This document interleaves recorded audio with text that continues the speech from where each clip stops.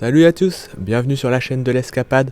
On se retrouve au mois d'août pour un nouveau tour du potager et voir l'évolution de celui-ci après quelques jours de vacances.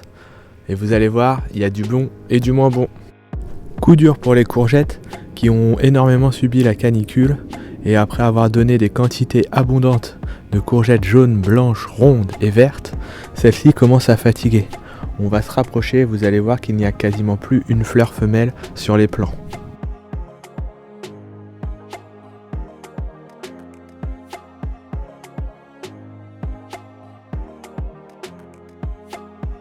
Le pire, c'est le plant de courgettes blanches. Regardez, il est complètement mort, j'ai l'impression.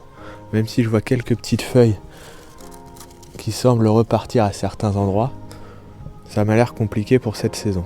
On va le laisser et voir comment ça évolue. Au niveau des tomates, cette année c'est une réussite. En effet, toutes les variétés ont donné et semblent encore donner pendant encore un moment, même si certains plants fatiguent.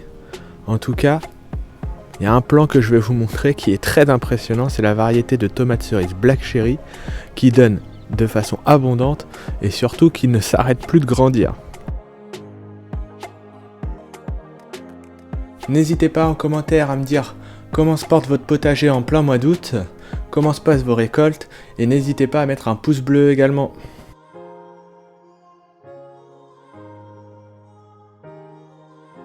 Dans le titre, je l'ai dit, vive les légumes d'été et des légumes de soleil. Avec cette chaleur, cette canicule qu'on a en Île-de-France, de nombreux légumes qu'on n'a pas forcément l'habitude d'avoir, en tout cas je parle d'un point de vue personnel que je n'avais pas forcément extrêmement bien réussi les années précédentes, ont donné de manière abondante. Je parle des poivrons et des aubergines. Allons voir ça de plus près. Actuellement il y a 9 poivrons en train de pousser sur les 3 pieds présents au jardin. On en a déjà ramassé que quelques-uns. On les a également goûtés dans un taboulé, c'était excellent. Au niveau des aubergines, j'en ai déjà parlé, c'est également une grosse récolte, même si là, il n'y a plus grand chose parce qu'on a déjà récolté un certain nombre d'aubergines. Les pieds sont magnifiques et immenses. Pour les concombres, c'est pareil, j'ai l'impression qu'ils commencent à souffrir de la chaleur, il y a pas mal d'odium sur les feuilles, mais on ne va pas se plaindre parce que là aussi, on en a mangé en continu depuis le mois de juin. Donc c'est très appréciable et puis ça donne encore, j'en ai ramassé encore un gros hier, j'essaierai de vous le mettre en photo. Mais très belle réussite pour cette parcelle du jardin. Mais on va voir qu'ailleurs c'est pas forcément pareil. Et oui, il y a aussi des échecs au potager.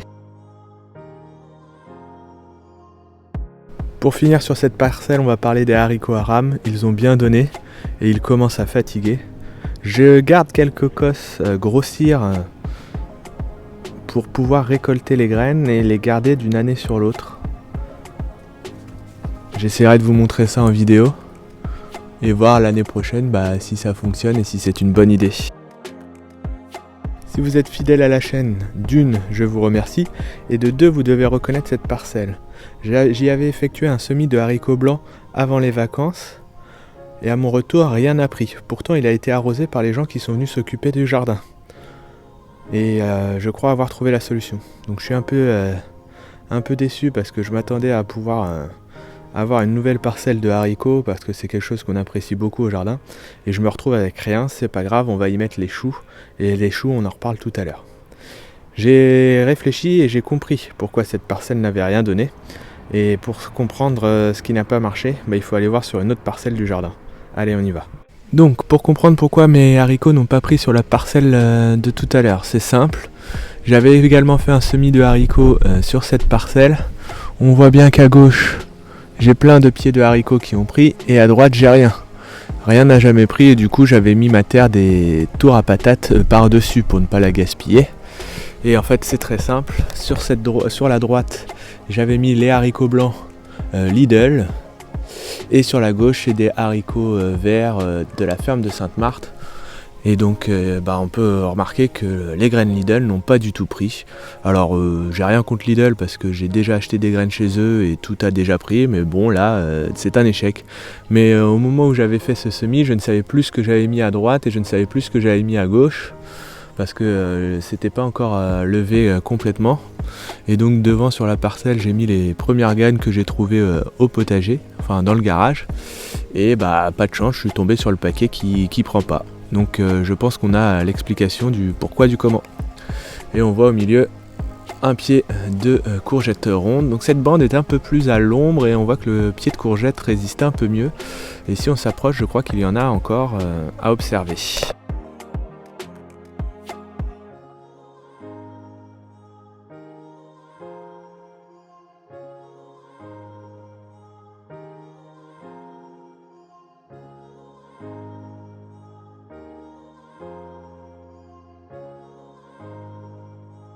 Et donc là, mes haricots nains de la graine de la ferme de Sainte-Marthe qui ont pris.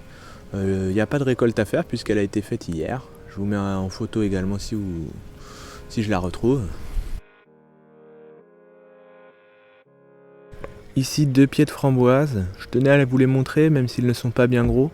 Parce qu'avant ils étaient dans un bac. Je les ai déplacés et remis en pleine terre. Et ils reprennent de la force. Donc ça c'est une petite réussite. Et j'espère qu'ils vont finir par bien s'adapter là. Et qu'on puisse avoir enfin de bonnes récoltes de framboises. Après l'achat de ces plants il y a maintenant 3 ans. Un petit point sur la vigne où on a un pied de raisin blanc, un pied de raisin rouge. Là aussi, ça se passe vraiment très bien. De nombreuses grappes sont présentes. J'ai goûté, c'est encore un peu tôt, mais ça annonce que des bonnes choses, en espérant que les oiseaux et les guêpes ne mangent pas tout. Vive les légumes d'été, on l'a déjà dit, c'est bien. Mais il y a aussi les légumes d'hiver. Donc je retente des semis de choux et de salades pour préparer le potager d'automne et d'hiver. Je vous avoue que je redoute un petit peu ce moment, surtout au niveau du chou, parce que ça fait déjà 2 ans que j'essaye, et à chaque fois les chenilles me mangent tout. Donc si vous avez des conseils en commentaire pour réussir ces cultures, je suis preneur. Pour faire ces semis, j'ai besoin d'eau, de godet et de terre. Pour la terre, je n'ai plus de terreau fin, terreau à semis, je vais donc prendre celle de mon bac que je vais tamiser. Le bac est vide, c'est normal parce que je vais essayer de le vider entièrement pour pouvoir refaire la couche à l'intérieur parce que la terre s'en va, donc le géotextile que j'avais mis n'était pas assez épais.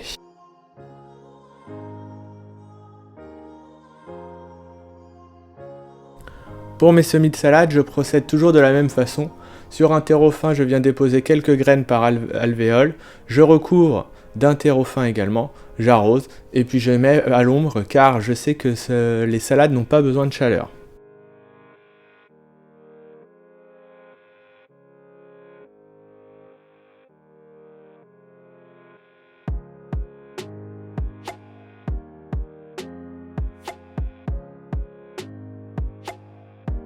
Parmi les variétés de choux, j'ai mis du chou kale, du chou romanesco, du chou brocoli. Je vais attendre fin août pour faire le chou chinois car je sais qu'il ne supporte vraiment pas la chaleur et que c'est un risque trop grand à prendre. Surtout avec les températures qu'on a en ce moment. Pour les choux, je procède de la même façon que pour les salades. Toujours sur un terreau fin, je dépose quelques graines par godet. Ainsi je ne conserverai que le plant le plus vigoureux. Je tamise un terreau fin par-dessus et enfin j'arrose. J'ai essayé de disposer mes semis à différents endroits du potager pour éviter les attaques de chenilles. C'est peut-être une astuce, je sais pas, je vous tiendrai au courant. J'espère que mes choux vont fonctionner car sur les paquets et dans mes livres, je constate qu'ils conseillent de faire ces semis au mois de juillet, fin juillet. On est quand même début août et avec les températures, je pense que ça va le faire. Mais après, quand on est en vacances, on peut pas tout faire non plus. Il faut choisir.